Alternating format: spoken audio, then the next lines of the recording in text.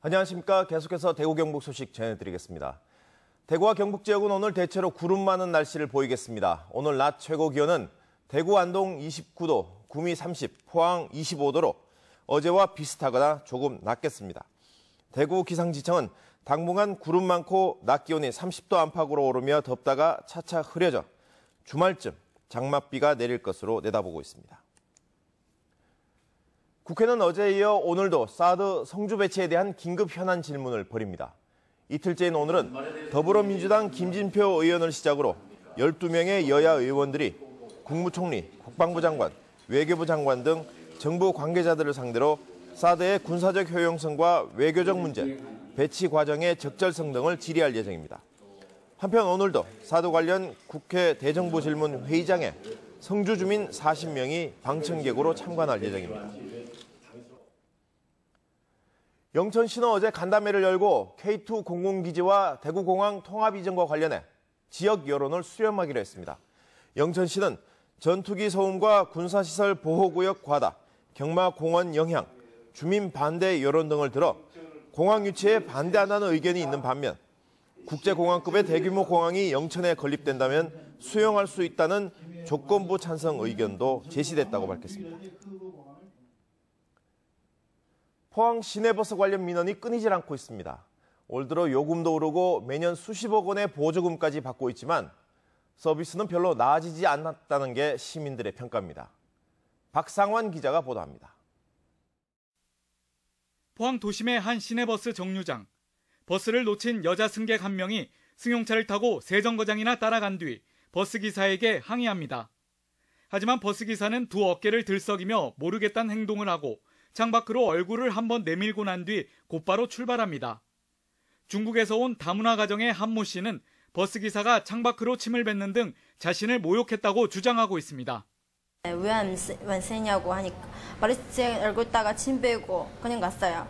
그래서 제가 회사까지 가는데 처음 보더니 왜 여기 들어왔냐고 저한테 심한 욕해가지고 또 그냥 해가지고 그렇게 청구받았어요. 그래서 이제 무서워서 버스 못 타겠어요. 한 씨는 버스 회사를 찾아 사과를 요구했지만 버스기사는 계속 심한 폭언을 했다며 당시 상황을 설명했습니다. 아저씨 침 뺐었죠? 침 뱉었다 그래 고발해라 좀. 네. 아이고. 한 씨의 고소에 따라 포항시와 경찰은 조사에 나섰으며 버스 회사 측은 승객에게 불편을 끼친 점에서는 주의하도록 하겠다고 밝혔습니다. 포항 지역 시내버스 관련 행정처분은 지난 2013년 118건에서 2014년 110건, 2015년에는 47건으로 줄어들고 있지만 민원은 여전히 끊이질 않고 있습니다.